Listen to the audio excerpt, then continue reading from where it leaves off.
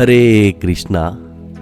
जैसा कि आज की हमारी वीडियो का टाइटल है, नरक जाने से कैसे बचें। पिछली वीडियो में हमने देखा था कि परीक्षित महाराज जी ने सुखदेव गोस्वामी जी से प्रश्न किया था कि कैसे मनुष्य को नरकों में प्रवेश करने से बचाया जा सकता है, जिससे उसे नरकों में विविध प्रकार की उग्र यातनाएं ना झेलनी पड़े, क्योंकि जाने अनजाने पाप होते ही रहते हैं।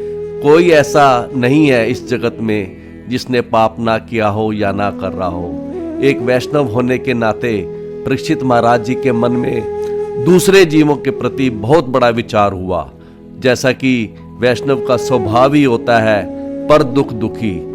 इस प्रश्न के पहले उत्तर में सुखदेव गोस्वामी जी ने उन्होंने सबसे पहले कर्मकांड या मनु संहिता के अनुसार प्रायश्चित की संस्तुति की।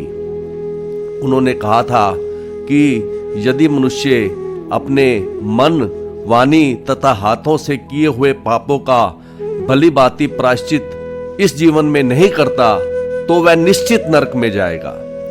इसलिए उन्होंने कहा था कि अपनी मृत्यु से पूर्व जल्दी ही, जब तक शरीर में कोई भीषण रोग नहीं होता, शरीर विपत्ति में नहीं पड़ता, बुढ़ापे से ग्रस्त नहीं होता, उससे पहले ही मनुष्य को अपने पापों को काट देना चाहिए। उन्होंने इसका उदाहरण भी दिया था, जैसे कोई योग्य चिकित्सक है, वह रोग की गुरुता या लघुता के अनुसार चिकित्सा करता है। अगर रोग बड़ा है तो वो सर्जरी रिकमेंड करता है, रोग छोटा है तो दवाई देता है। उसी प्रकार ही मनुष्य को उस चिकित्सक की तरह अपने पाप कर्मों का अनुमान करके उनकी लघुता या गुरुता को देखते हुए प्रायश्चित कर लेना चाहिए।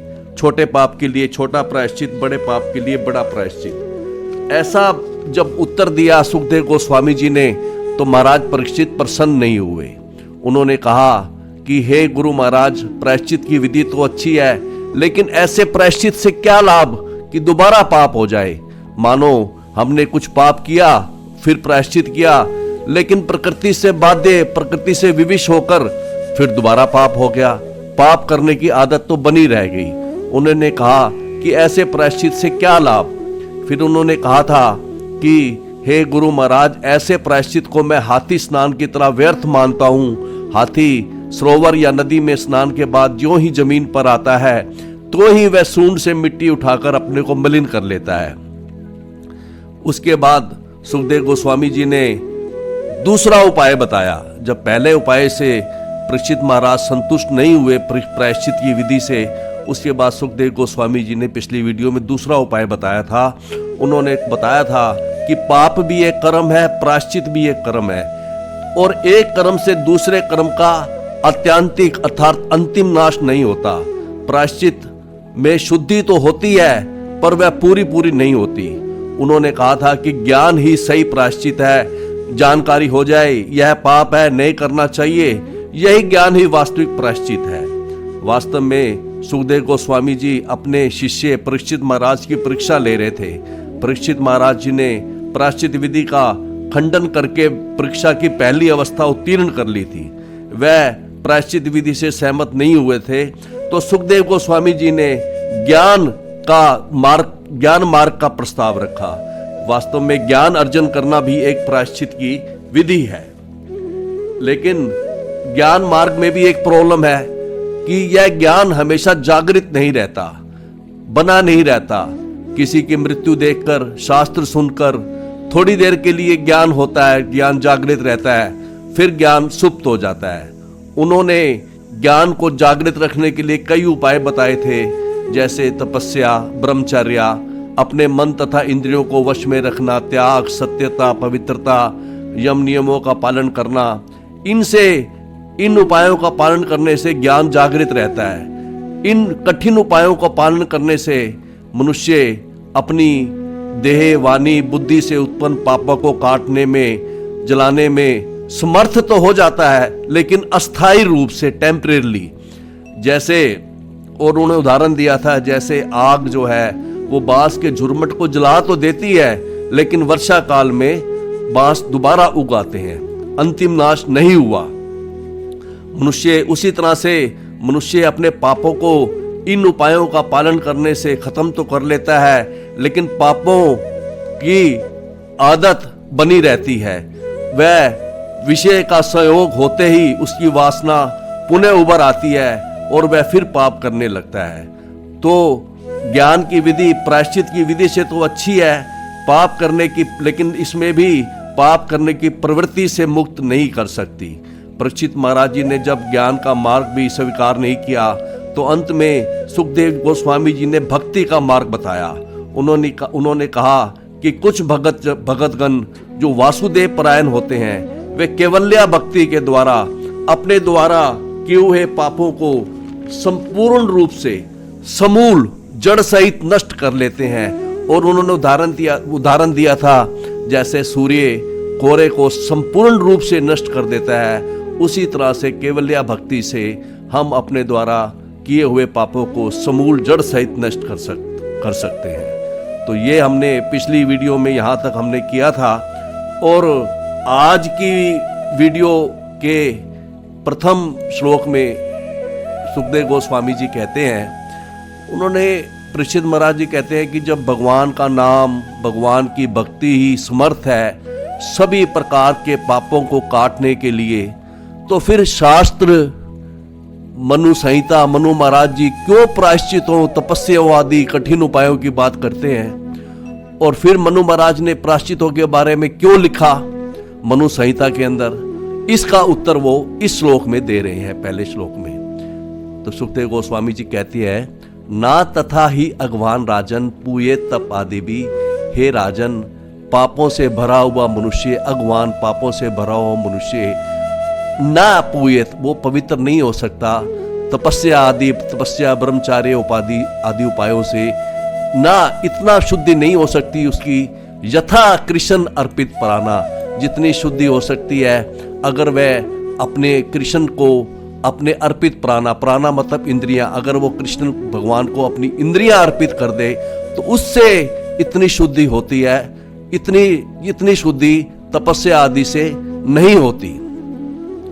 और कृष्ण अर्पित प्राण अर्थात कृष्ण में अर्पित अपनी इंद्रियां कैसे करें, इसके बारे में गुरु महाराज जी कहते हैं कि आँख को लगाना चाहिए भगवान कृष्ण के रूप का चिंतन करने में, जिह्वा को लगाना चाहिए भगवान के नाम लेने में, हाथ को लगाना चाहिए भगवान की सेवा करने में, नासिका को लगाना चाहिए भगवान को अर्पित फूलों को सूंघने में। और कृष्ण अर्पित प्राण कैसे बनेगा मनुष्य को ही, कैसे अपनी इंद्रियां लगा सकता है कृष्ण के अंदर, तो उन्होंने कहा था कि तत्पुरुष निवेश्या, अर्थात भगवान के भगत की सेवा या संगति से कोई भी मनुष्य कृष्ण अर्पित प्राण हो सकता है। तो इसके सरलार्थ में गुरु महाराज जी लिखते हैं कि परीक्षित महाराज जी को कहते हैं सुखदेव गोस्वामी, हे राजन, यदि पापी व्यक्ति भगवान के प्रमाणिक भक्त की सेवा में लग जाता है और इस तरह से यह सीख लेता है कि अपना जीवन किस तरह कृष्ण के चरण कमलों में समर्पित करना चाहिए, तो वह पूर्णतया शुद्ध हो सकता है।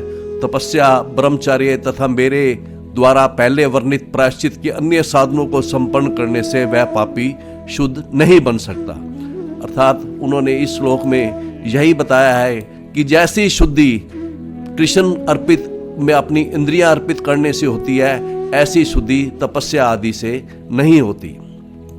अगले श्लोक में सुखदेव गोस्वामी जी कहते हैं, सध्री चीन ही अयम लोके, इस लोक के अंदर जो ये भक्ति का मार्ग है, यही सध्री चीन, यही उपयुक्त है पंथा, यही उपयुक्त पंथ है, क्योंकि इस पंथ में क्षेम है, अर्थात ये जो पंथ है मंगलमय है, अकुत भय, इस पंथ के अंदर कोई भय नहीं है, बड़ा निर्भय भय है। भक्ति का मार्ग जो है बड़ा निर्भय है।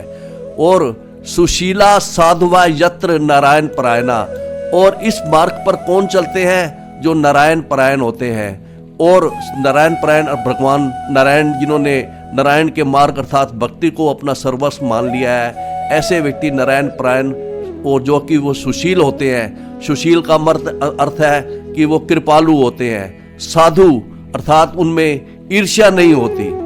तो ऐसे पथ पर नारायण परायण लोग चलते हैं। गुरु महाराज जी कहते हैं कि वास्तव में भक्ति योग ही सबसे उचित पंथ है, उपयुक्त मार्ग है, सबसे सुंदर मार्ग है। इसी में जीव का हित है, इसी में मंगल है, इस पंथ में कोई भय नहीं है। जबकि दूसरे जो पंथ है ज्ञान और कर्म मार्ग में भय है।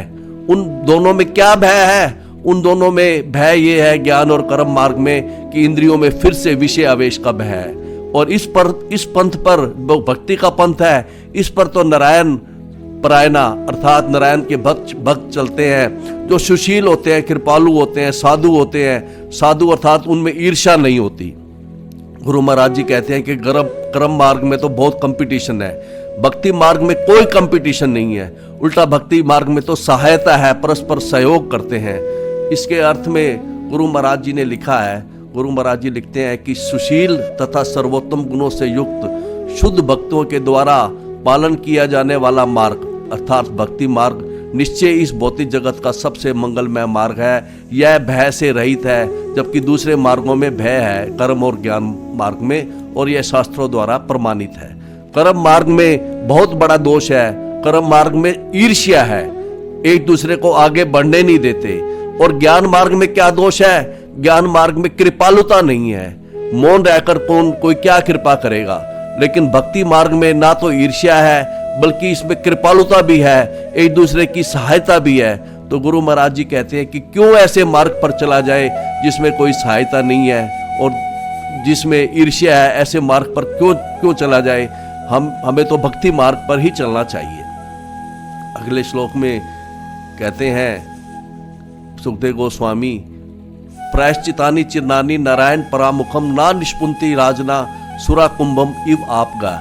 कहते हैं कि हे राजेंद्र, हे राजन, जिस तरह सुरा कुंभम, सुरा से भरा हुआ कोई घड़ा हो, उसको पैक करके गंगा नदी में रख दिया जाए सील करके, और पवित्र नदियों का पानी भी उसको पवित्र आपगा, पवित्र नदियों का पानी भी उस सुरा के पात्र को ना निष्पुंति पवित्र नहीं कर सकता।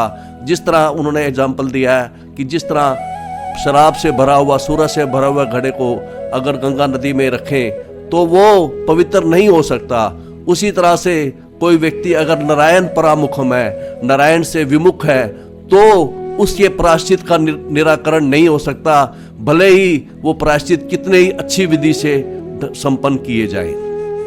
तो इसके सरलार्थ में गुरु महाराज जी ने लिखा है कि गुरु महाराज जी लिखते हैं कि हे राजन, जिस तरह सूरा से सने हुए पात्र को अनेक नदियों के जल से धोने पर भी शुद्ध नहीं किया जा सकता, उसी तरह अभक्तों अर्थात जो नारायण से विमुख है को प्रायश्चित की विधियों से शुद्ध नहीं बनाया जा सकता, भले ही वे उन्हें बहुत अच्छी तरह से संपन्न क्यों ना करें। अगले श्लोक में सुखदेव गोस्वामी जी कहते हैं, सकृत मनय कृष्ण पदार विंद्यो निवेशितम तत्कुंड्रागियै नाते यमं पाश भृत च तत्भटान स्वप्ने अपि पश्यन्ति ही चीर्ण निष्कृता। कहते हैं सुखदेव गोस्वामी जी, सकृत मन है, जिस व्यक्ति ने एक बार, सकृत मतलब एक बार भी अपना मन कृष्ण भगवान के पदार विंध्यों में, चरण कमलों में लगा लिया है, निवेशित कर लिया है, तत्गुण रागी यह ही, और वह भगवान के रूप गुण नाम यश के प्रति वो अनुरुक्त है, उसके प्रति आसक्त है।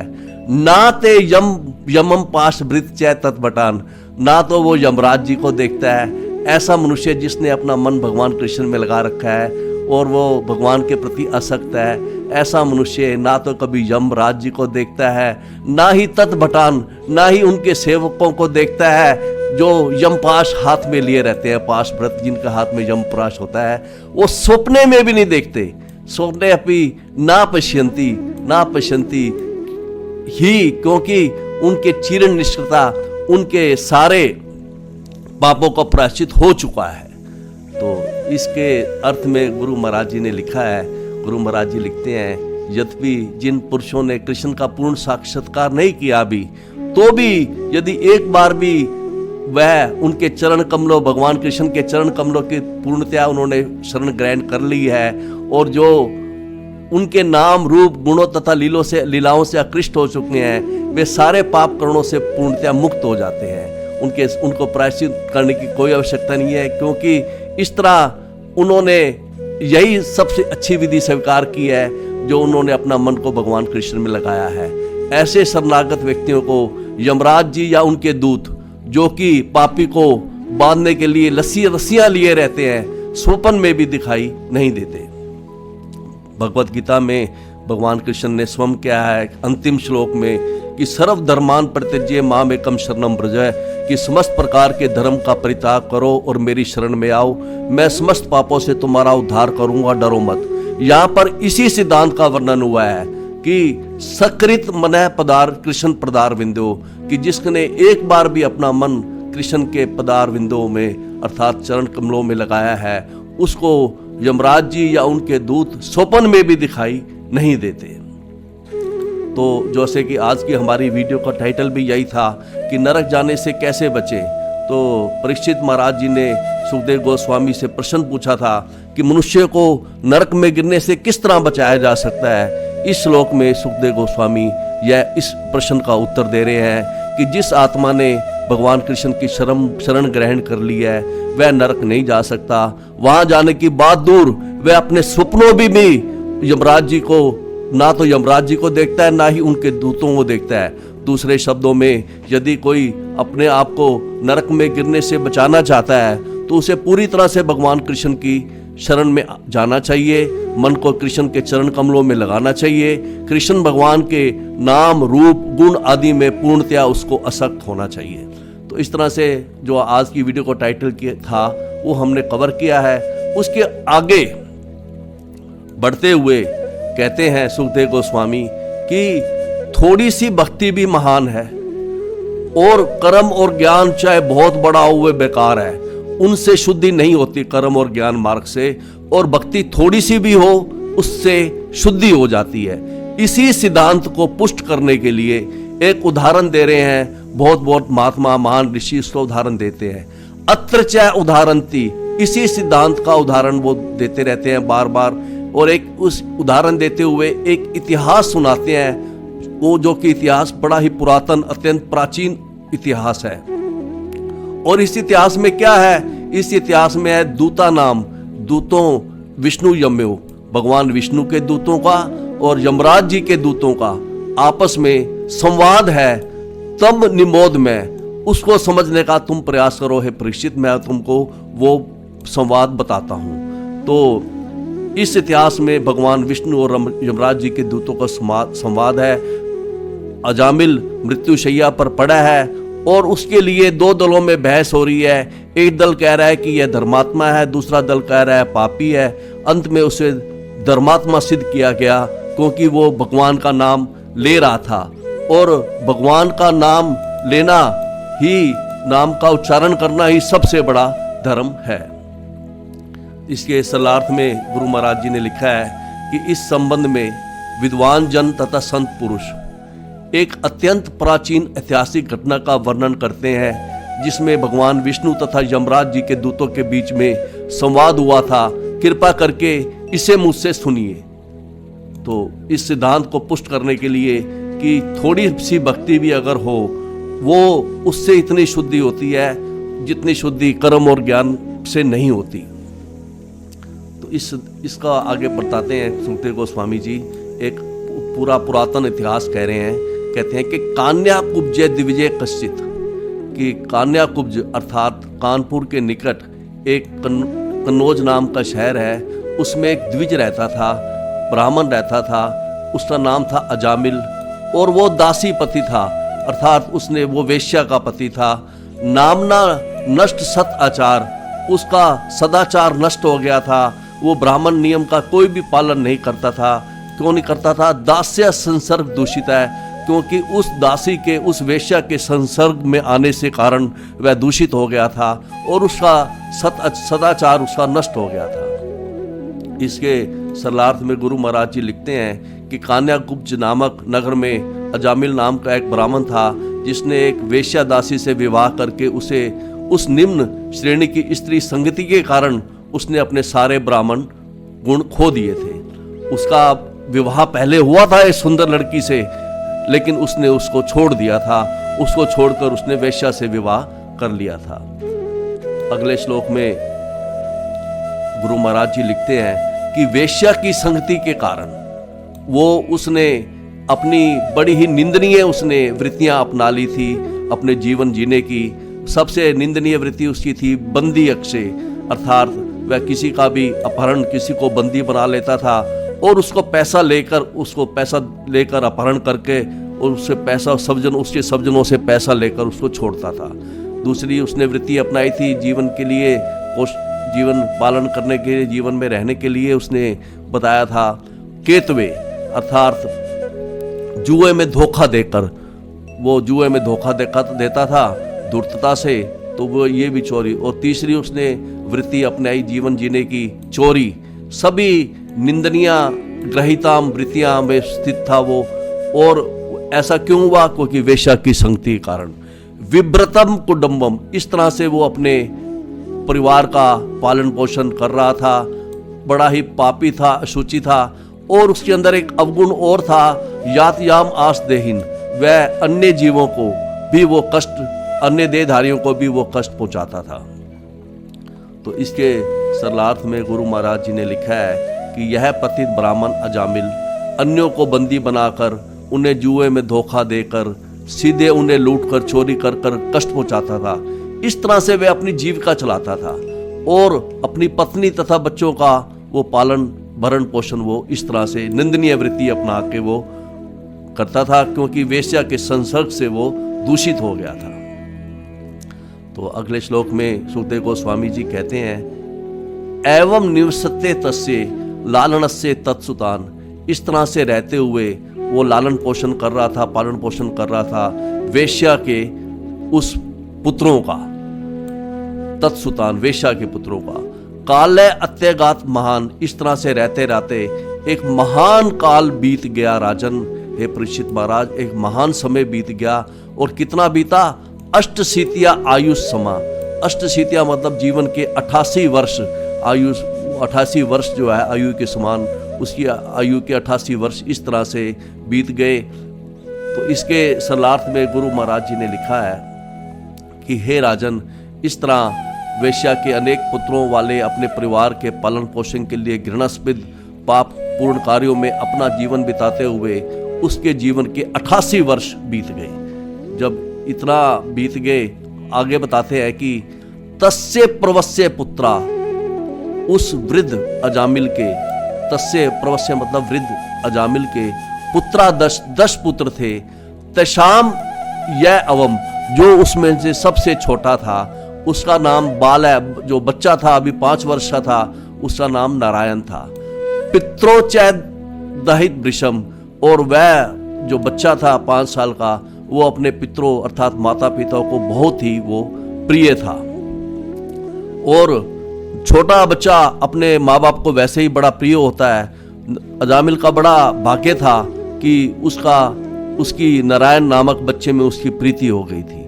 वह बड़े स्नेह से नारायण नाम बोलता था। वह यह जानकर नहीं बोलता थे कि ये भगवान विष्णु का नाम है। तो इसके सरलार्थ में गुरु महाराज जी लिखते हैं कि उस वृद्ध अजामिल के 10 पुत्र थे, जिसमें से कि सबसे छोटे का नाम नारायण था। चूंकि नारायण सबसे छोटा पुत्र था, अतः स्वाभाविक है कि वह अपने पिता तथा माता दोनों का ही अत्यंत लाडला था। अगले श्लोक में सुखदेव गोस्वामी जी कहते हैं कि सैब बद हृदय तस्मिन अजामिल, सैब अजामिल, वो उसका हृदय बद्ध था। अजामिल का हृदय अपने बच्चे में बिल्कुल बंध गया था। अबर के बच्चे की कल भाषणी, बच्चे की तोतली भाषा सुनकर उसका हृदय बंधा हुआ था उस बच्चे के प्रति। और निरीक्षमान तत् लीलाम, उसकी लीलाओं को देख देख के, बच्चों की लीला को देखकर वह उसके प्रति अत्यंत अनुरक्त रहता था। हालांकि वो जरठ बूढ़ा था, और लेकिन बूढ़ापे में भी वो बड़ा ही आनंद में था। मुमदय, बड़े ही आनंद में था, वो अत्यधिक आनंद में था। तो इसके सरलार्थ में गुरु महाराज जी लिखते हैं कि बालक की तोतली भाषा तथा लड़खड़ाती चाल से वृद्ध अजामिल उसके प्रति अत्यधिक अनुरक्त था। वह उस बालक की देख रेख करता था और उसकी क्रीड़ाओं का आनंद लेता था। यहाँ पर यह स्पष्ट उल्लेख हुआ है कि बालक नारायण इतना छोटा था कि ना तो वो ठीक से बोल पाता था, ना चल पाता था। चूंकि वह वृद्ध व्यक्ति अजामिल उस बच्चे से अत्यधिक लिप्त था, अतः वह अपने बच्चे के क्रीड़ाओं से आनंदित होता था। और चूंकि बालक का नाम नारायण था, अतः वह वृद्ध व्यक्ति सदैव नारायण के नाम का उच्चारण करता रहता था। यद्यपि वह आदि नारायण जो भगवान विष्णु है उनको नहीं बुलाता था, बल्कि उस छोटे बालक को पुकारता था, किंतु नारायण नाम इतना शक्तिशाली है कि अपने बालक का नाम पुकारने पर भी वह शुद्ध बनता जा रहा था। तो अगले श्लोक में सुखदेव गोस्वामी जी लिखते हैं कि भुंजान प्रपिबान खादान, कि खाते समय, प्रपिबन पीते समय, खादन चबाते समय वो स्नेह द्वारा बंधा हुआ था बालक के। और भोजन पायन मूड है, वो खाने से पहले, खाते समय, पीते समय, चबाते समय वह नारायण को याद करता था। खाने से पहले बच्चे को खिलाता था, वो कहता था नारायण यह खाओ। पीने से पहले बच्चे को पिलाता था, नारायण यह पियो, यह पियो। वो पूछता रहता था नारायण को स्नान कराया कि नहीं। तो उसका, क्योंकि वो स्नेह से बंधा हुआ था उस पुत्र के प्रति, अनजाने में ही भगवान के नाम का उच्चारण हो रहा था और उसका सारे पाप ध्वस्त हो रहे थे। और जब ऐसा हो रहा था तो मूड ना अंतकम ना वेद है। और ऐसा करते करते जब इतना समय बीत गया, लेकिन वो अपनी ना वेद आगतम मंतकम, वो अपने आई हुई मृत्यु को वो नहीं समझ सका। इसलिए सरलार्थ में गुरु महाराज जी लिखते हैं कि जब अजामिल भोजन करता था तो वह बालक को खाने के लिए पुकारता, जब वह कुछ पीता तो उसे पीने के लिए बुलाता। उस बालक की देखरेख करने और उसका नाम पुकारने में सदा लगा रहकर अजामिल यह ना समझ पाया कि उसके जीवन अब समाप्त हो चुका है और मृत्यु उसके सिर पर है। यहाँ पर गुरु महाराज जी कहते हैं कि पूर्ण पुरुषोत्तम भगवान बद्ध जीव सभी जीवों पर दयालु रहते हैं। यद्यपि यह व्यक्ति नारायण को पूरी तरह, भगवान नारायण को भूल चुका था, किंतु अपने बच्चे को यह कहकर पुकारता रहता, नारायण आकर भोजन कर लो, नारायण आकर दूध पी लो। इसलिए वह किसी न किसी रूप में नारायण के नाम से जुड़ा रहा था। यह अज्ञात सुकृति कहलाता है। यद्यपि वह पुकारता अपने पुत्र को था, किंतु अनजाने में ही वह नारायण का नाम लेता था। और पूर्ण पुरुषोत्तम भगवान का पवित्र नाम अलौकिक स्तर पर इतना शक्तिशाली है कि उसका वह पुकारना कीर्तन माना जा रहा था। तो अगले श्लोक में सुखदेव गोस्वामी जी कहते हैं, स एवं वर्तमान अज्ञ, अपने पुत्र की ममता में पड़ा हुआ वो अज्ञ मूर्ख अपनी मृत्यु को नहीं जान पाया और मृत्यु काल उसका उपस्थित हो गया, मृत्यु का समय आ गया। मतिम चकार तन्य, और उसकी मति जो है, उसका मन अपने पुत्र पर ही लगा था। बाल, जो कि बाल अवस्था में था, नारायण आवे जिसका नाम नारायण था, वो उसका मन अपने पुत्र पे ही लगा था। और मृत्यु के समय वह रो रहा था और यह सोच रहा था कि हाय, अब नारायण से संग मेरा छूट जाएगा। इसके सरलार्थ में गुरु महाराज जी लिखते हैं कि जब मूर्ख अजामिल की मृत्यु का समय आ गया तो वह एकमात्र अपने पुत्र नारायण के विषय में सोचने लगा। गुरु महाराज जी समझाते हैं कि मनुष्य जीवन की सर्वोच्च सिद्धि जीवन के अंत समय भगवान के नाम का स्मरण, भगवान के नाम का उच्चारण करना है। जैसे भी हो, अजामिल ने जाने अनजाने मृत्यु के समय नारायण का नाम का उच्चारण किया था। अंतः नारायण स्मृति, अतः नारायण के नाम पर अपने मन को एकाग्र करने मात्र से वह परम पूर्ण बन गया। तो अगले श्लोक में कहते हैं कि जब मृत्यु काल उपस्थित हो गया तो उसने देखा, अजामिल ने देखा, अजामिल ने देखा, पाश हस्तान, अपने हाथों में यम पाश लिए, रस्सियां लिए, उसने तीन यमराज जी के दूत देखे। ऐसे पुरुष देखे जो कि अति दारुण थे, बड़े ही वो भयावह सूरत वाले थे। वक्र तुंडान, वो टेढ़े मुख वाले थे। ऊर्ध्व रोमान, खड़े रोमों वाले थे। उसने स्पष्ट देख लिया कि आत्मनाम ने तुम आगतान, ये मेरे को लेने के लिए आए हैं। और थोड़ी सी दूरी पर बच्चा उसका खेल रहा था। दूरे क्रीडत असक्तम, थोड़ी सी दूरी पर उसका बच्चा जो नारायण था वो क्रीड़ा में खेलने में मस्त था, असक्त था। पुत्रम, उसको नहीं पता था कि उसके पिता की को लेने के लिए युवराज जी के दूत आए हैं। पुत्रम, और वो पुत्र के प्रति क्योंकि असक्त था। नारायण आहयम, उसने बड़ी ही अश्रुपूर्ण प्लावितन अश्रुपूर्ण नेत्रों से स्वरेण उच्च स्वर से उसने, क्योंकि वो आकुल इंद्रिय था और उसकी इंद्रियां बड़ी व्याकुल थी, चिंता में लगी हुई थी, और उसने बड़े ही जोर से, उसने ऊंचे स्वर से, स्वर्ण ऊंचे उसने बोला, नारायण आहव्यम, हे नारायण आओ, हे नारायण आओ। तो ऐसा जब उसने बोला तो उसी समय भगवान के 4 पार्षद वहां पर उपस्थित हो गए। जैसे कि इस चित्र में भी दिखाया गया है कि 3 यमदूत थे और भगवान उस जैसे उसने नारायण आहव बोला उसी समय भगवान विष्णु के पार्षद 4 पार्षद विष्णु जी के 4 दूत वहां पर आ गए। इसके सरलार्थ में गुरु महाराज जी लिखते हैं कि तब अजामिल ने 3 भयावह व्यक्तियों को देखा जिनके शरीर वक्र भयानक और मुठ टेढ़े थे, उनके शरीर पर रोम खड़े हुए थे। वे अपने हाथों में रस्से लिए हुए उसे यमराज जी के धाम ले जाने के लिए आए थे। जब उसने उन्हें देखा तो वह अत्यधिक विमोहित था और कुछ दूर पर खेल रहे अपने बच्चे के प्रति आसक्ति के कारण अजामिल उसका नाम नारायण लेकर जोर जोर से पुकारने लगा। इस तरह अपनी आंखों में आंसू भरे हुए किसी तरह से उसने नारायण के पवित्र नाम का उच्चारण किया। गुरु महाराज जी समझाते हैं कि व्यक्ति जो है पाप कर्म करता है अपने शरीर, मन तथा वाणी से। 3 चीजों से पाप करता है, चाहे वो शरीर से, मन से तथा वाणी से। इसलिए अजामिल को लेने के लिए 3, क्योंकि 3 तरह से पाप करता है, इसलिए 3 दूत आए। और कहते हैं कि सौभाग्यवश यद्यपि अजामिल अपने पुत्र का नाम ले रहा था, किंतु उसने हरि नाम नारायण के, नारायण में 4 अक्षर हैं, 4 अक्षर को नारायण है, तो 4 अक्षरों का उसने उच्चारण किया था। इसलिए नारायण के दूत, विष्णु दूत भी 4 की संख्या में वहां पर आ पहुंचे। चूंकि अजामिल यमराज जी की रस्सियों से अत्यधिक भयभीत था, अतएव उसने अश्रुपूरित नेत्रों से भगवान के नाम का उच्चारण किया, किंतु वास्तव में उसका मंतव्य नारायण के पवित्र नाम का उच्चारण करना न था, वह तो अपने पुत्र का नाम पुकार रहा था।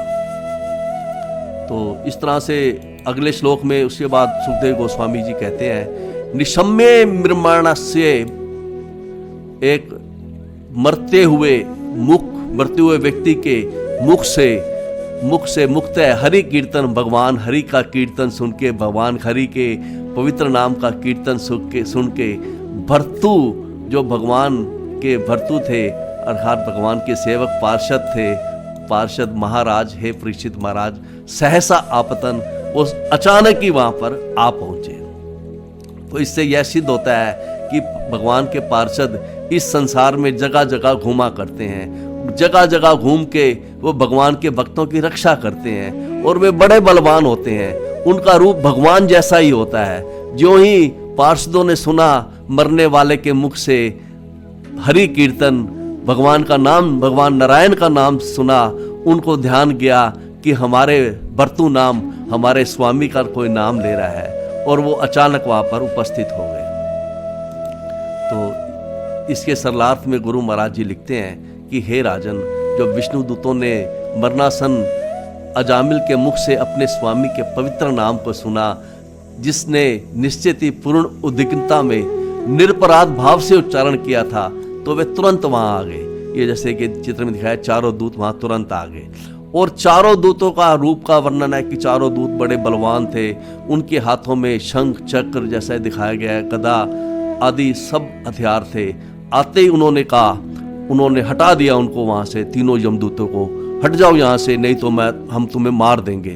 तो इस धर्मात्मा को तुम क्यों बांध रहे हो? तो जब ऐसा उन्होंने उनको धमकाया, हटाया, तो यमराज जी के दूत बंधी हुई रस्सी छोड़कर हट गए। उन्हें पहले तो यह आश्चर्य हुआ कि इतना सुंदर देवता, तेजस्वी, ऐसे 4 पुरुष तो हमने आज तक नहीं देखे, सुना नहीं है। कभी कभी उनको यह भ्रम हो रहा था कि पार्षद है या भगवान विष्णु ही है, क्योंकि भगवान विष्णु और उनके पार्षदों के रूप में कोई अंतर नहीं है, सिर्फ 3 अंतर है। वो 3 अंतर क्या है कि भगवान के अंदर 3 चीजें एडिशनल है। वो क्या है? एक तो भगवान की छाती पे पीले रंग की रोमावली है जिसे श्रीवत्स का चिन्ह कहा जाता है, एक भगवान के गले में कस्तूर मणि है, और तीसरा भगवान के छाती पर भृगु जी के पैर का निशान है। तो ये इन पार्षदों का रूप भगवान जैसा था, लेकिन ये 3 चीजें इनके अंदर नहीं थी। तो अगले श्लोक में कहते हैं कि जब ऐसा उन्होंने देखा कि विकर्षतः अंतः हृदयात्, जब चारों दूत विष्णु के दूत आए, उन्होंने देखा कि हृदय के भीतर से वो खींच रहे थे रस्सी से आत्मा को, दासी पति अजामिल की, वैश्या के पति अजामिल की वो आत्मा को खींच रहे थे। तो यमप्रेश्यान, यमराज जी के द्वारा जो भेजे हुए दूत थे, उनको विष्णु दूतों ने वार्याम आंसू ओजसा, बड़ी हुई गूंजती वाणी से उन्होंने उनकी आत्मा खींचने से उसको मना कर दिया। उन दूतों को कह दिया कि अब इसकी आत्मा खींचने की जरूरत नहीं है। हृदय के भीतर से दासीपति अजामिल की आत्मा को यमदूत खींच रहे थे। इसका अर्थ यह है कि आत्मा शरीर को छोड़ना नहीं चाहता, चाहे कितना भी शरीर रोगी हो, दुख में हो, वृद्ध हो, कोई भी आत्मा शरीर को छोड़ना नहीं चाहता। यमराज जी के दूत जबरदस्ती विकर्षित आत्मा, वो जबरदस्ती खींच रहे थे। खींचते हुए गुरु महाराज जी कहते हैं कि नरक भोगने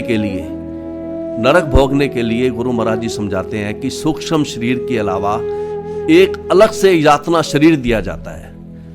जैसे स्थूल शरीर तो हमारा यही रह जाता है, और जब वो कोई आत्मा को यमदूत लेके जाते हैं तो उसको यातना देने के लिए एक यातना शरीर दिया जाता है। उस शरीर को काटा जाता है, जलाया जाता है, मारा जाता है, फिर भी वो शरीर खत्म नहीं होता, टुकड़े टुकड़े होकर भी जी जाता है। ऐसा शरीर दिया जाता है केवल दर्द अनुभव कराने के लिए। तो ये जो दूत थे, ये यम प्रेश्यान यमराज जी द्वारा प्रेषित थे, और विष्णु दूतों ने उनको मना कर दिया खींचने से उसकी अजामिल की आत्मा को। और वास्तविक बात ये थी कि यमराज जी के द्वारा भूल हो गई थी। उनके पास अजामिल द्वारा किए गए सारे पापों का रिकॉर्ड तो था, लेकिन जो नारायण नाम वो ले रहा था अपने पुत्र का, वो नारायण कहीं भी उसके खाते में नहीं लिखा हुआ था। कई बार कहते हैं गुरु महाराज, भूल से भी बड़े बड़े लोगों से, चित्रगुप्त जी आदि से भूल हो जाती है। हालांकि यमराज जी तो जानते हैं भागवत धर्म को, नाम उच्चारण की महिमा को वो जानते हैं, लेकिन ये भूल हो गई थी वास्तव में। तो इसके सरलार्थ में गुरु महाराज जी लिखते हैं कि यमराज जी के दूत वेश्यापति अजामिल के हृदय के भीतर से आत्मा को खींच रहे थे, किंतु भगवान विष्णु के दूतों ने गूंजती वाणी में उन्हें ऐसा करने से मना कर दिया। गुरु महाराज जी कहते हैं कि एक वैष्णव अर्थात उस व्यक्ति जिसने भगवान के चरण कमलों की शरण ले ली है, उनकी रक्षा सदैव विष्णु के दूतों द्वारा की जाती है। चूंकि अजामिल ने नारायण के नाम का उच्चारण किया था, अतः विष्णु दूत न केवल उस स्थान पर तुरंत आ गए, अपितु उन्होंने यमदूतों को तुरंत आदेश दिया कि वे उसको छुए भी नहीं। गरजती वाणी में बोलते हुए विष्णु दूतों ने यमदूतों को यह धमकी दी, यदि वे अजामिल की आत्मा को उसके हृदय से खींचना जारी रखेंगे तो वह दंडित होंगे। यमराज जी के दूतों का कार्य क्षेत्र तो यह है कि सभी पापी जीवों तक ही उनका व्याप्त है। उनका कार्य क्षेत्र भक्तों के लिए नहीं है, किंतु विष्णु दूत तो किसी को भी दंड देने में समर्थ हैं। वो उनको समर्थ हैं, यदि कोई भी व्यक्ति किसी वैष्णव के साथ बुरा करे तो विष्णु दूत उसको दंड देने में समर्थ हैं। तो इस तरह जब इससे अगले श्लोक में, अब 3-4 श्लोकों में वो यमदूत बोल रहे हैं। अब ऊंचू निषेधिता तांते, यमदूत क्या कहते हैं, जब उस तरह से उनको निषेधित किया गया यमराज जी के दूतों को, तो वह ऊंचू वे बोले, उनको मना किया गया खींचने से आत्मा को, तो वो यमराज जी के दूत बोले, जो कि यमराज जी के दूत जिन्हें वैवस्त्र पुरसुरा, जो कि यमराज जी के सहायक थे, वो बोले कि केम यूयम, वो कहते हैं कि आप कौन हो। वो किनारे उन्होंने छोड़ तो दिया आत्मा को और किनारे पर खड़े हो गए, लेकिन खड़े होकर उन्होंने तुरंत तर्क करना उन्होंने शुरू किया और पूछा केम यूयम, आप कौन है। प्रतिषेध धारा है धर्म राजस्य शासनम, आप यमराज जी की आज्ञा का उल्लंघन कर रहे हैं। आप इतनी बड़ी गलती, आप बहुत बड़ी गलती कर रहे हैं जो आप यमराज जी की धर्म राजस्य शासनम, जो आप यमराज जी की आज्ञा का उल्लंघन कर रहे हैं। एक तो उनका परिचय पूछ रहे हैं कि आप केम यूयम, आप कौन हैं, और दूसरा कह रहे हैं कि आप लोग धर्मराज जी के अधिकार क्षेत्र को क्यों ललकार रहे हो। तो यमराज जी के दूत तो नहीं जानते थे कि ये 4 दूत विष्णु के भगवान के दूत कहाँ से आए हैं। तो इसके सरलार्थ में गुरु महाराज जी लिखते हैं, जब सूर्य के पुत्र यमराज जी सूर्य भगवान के पुत्र हैं, और जब सूर्य के पुत्र यमराज जी के दूतों को इस प्रकार मना किया गया तो उन्होंने कहा कि हे महाशय, आप कौन हैं। इन्होंने यमराज जी के अधिकार क्षेत्र को ललकारने की धृष्टता की है। तो अजामिल क्योंकि पापी था, अपनी पाप कर्मों के अनुसार यमराज जी के अधिकार क्षेत्र के अंतर्गत था। क्योंकि यमराज जी को समस्त जीवों के पापों पर विचार करने के लिए परम न्यायमूर्ति, न्यायाधीश के रूप में नियुक्त किया गया है। जब अजामिल को स्पर्श करने से यमराज के दूतों को रोका गया तो उन्हें आश्चर्य हुआ, क्योंकि आज तक उन्हें 3 लोकों में अपना कार्य करने में कभी किसी ने बाधा नहीं पहुंचाई थी। तो उनको बड़ा आश्चर्य हुआ। तो और वो आगे यमदूत क्या कहते हैं विष्णु दूतों से, कस्से वहा, कि तुम किसके जन हो, किसके आदमी हो आप, कुतः, कहां से, कुतः आया था, कहां से आए हो, कस्मात अस्य निषेधत, और आप किस कारण से हमें निषेध कर रहे हो, हमें मना कर रहे हो अजामिल को ले जाने के लिए। किम देवा, क्या आप कोई देवता हो या कोई उपदेवता हो, अर्थात कोई गंधर्वादी हो। यूयम किम सिद्धतमा, सिद्ध सत्समा, क्या तुम सिद्धों में सर्वश्रेष्ठ हो। तो कह रहे हैं कि तुम इस पापी का पक्ष क्यों ले रहे हो। इस अजामिल का पक्ष लेने से बहुत बड़े आदमी यमराज जी का विरोध हो रहा है। क्या तुम देवता हो, उपदेवता हो या सिद्धों में सर्वश्रेष्ठ हो। तो इस सरलार्थ में गुरु महाराज जी ने लिखा है कि यमदूत कहते हैं, महाशयो, तुम किसके सेवक हो, कहां से आए हो, और अजामिल का शरीर छूने से हमें क्यों मना कर रहे हो। क्या तुम स्वर्गलोक के देवता हो, उपदेवता हो या सर्वश्रेष्ठ भक्तों में से कोई हो। वो कहते हैं कि हे पार्षदों, आपका शरीर, यमदूत कहते हैं कि आपका शरीर इतना सुंदर है, हम सहज अनुमान कर रहे हैं कि आप लोग पुण्य आत्मा जीव हो। बड़ा बड़ा धर्म पुण्य किए होंगे आपने, जो इतना सुंदर शरीर आपको मिला है। इतना सुंदर शरीर होते हुए भी आपका स्वभाव इतना बेकार कैसे हो गया, गलत कैसे हो गया, जो आप पापी का पक्ष ले रहे हो। अगर आप एक पापी को छुड़ा देते हो तो समाचार पूरे ब्रह्मांड में फैल जाएगा कि पापी तो लोग नरक में नहीं जाते हैं और लोग खुलकर पाप करेंगे। और इतना सुंदर शरीर पाकर आपका स्वभाव इतना गलत क्यों हो गया है, यह हमें आश्चर्य हो रहा है। तो यह उनको आश्चर्य हो रहा था। और उसके अगले इसके सरलार्थ में उन्होंने, सरलार्थ हो ही गया पहले, तो अगले श्लोक में यहां पर वो उनके रूप का वर्णन कर रहे हैं। यमदूत जो हैं, जो भगवान के विष्णु के पार्षद हैं 4, उनके रूप का वर्णन कर रहे हैं कि सर्वे पद प्लाश अक्षा। हे कहते हैं कि हे आपकी जो सुंदर शरीर वालों, आपकी जो आंख है कमल दल के समान सुंदर है। सर्वे पद प्लाश अक्षा, पीत कोशय वासस है, और आप सभी पीतांबर रेशमी वस्त्र पहने हुए हो। किरीटन, आपने अपने बड़ा सुंदर मुकुट लगाया हुआ है, किरीटन। कुंडलिन लसत, और आपके कानों में सुंदर सुंदर कुंडल झूल रहे हैं। पुष्कर मालिने, आप सब ने कमल की माला, पुष्कर मतलब कमल की माला आपने लगाई हुई है। सर्वे च नूतन वयस है, और आप सभी नवयुवक हो, किशोर अवस्था में हो। सर्वे चारु चतुर्भुजा, सारे के सारे आप सबकी 4-4 भुजाएं हैं। और उन भुजाओं में आप क्या लिए हुए हो, धनुष लिए हुए हो। निशंग मतलब तरकश लिए हो। असी मतलब तलवार लिए हुए हो, गदा मतलब गदा लिए हुए हो, शंख लिया हो, चक्र लिया हुआ और अंबुज श्रीय, और आपके हाथों में, एक हाथ में आपके कमल का फूल से भी आप सुशोभित हो, और आपके शरीर से ऐसा प्रकाश निकल रहा है, दिशा वितिमर आलोका, कि सारी दिशाएं, वितिमर मतलब अंधकार से रहित हो रही हैं। ना केवल सभी दिशाएं अंधकार से रहित हो रही हैं, बल्कि सारी दिशाएं आलोकित हो रही हैं, कुर्वन्तः स्वेन तेजसा, आपके तेज से। उसके बाद कहते हैं कि किम अर्थम धर्मपालस्य किंकराम न निषेधित है।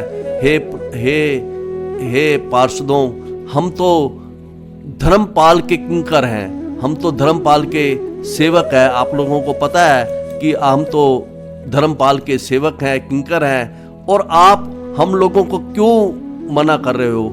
ऐसा क्यों अन्याय कर रहे हो? हम तो इस पापी को ले जा रहे हैं इसको नरक में, इसको शुद्ध करने के लिए, इसमें इस पापी का ही हित है, और आप हमें इसको ले जाने के लिए इतना गलत काम क्यों कर रहे हो?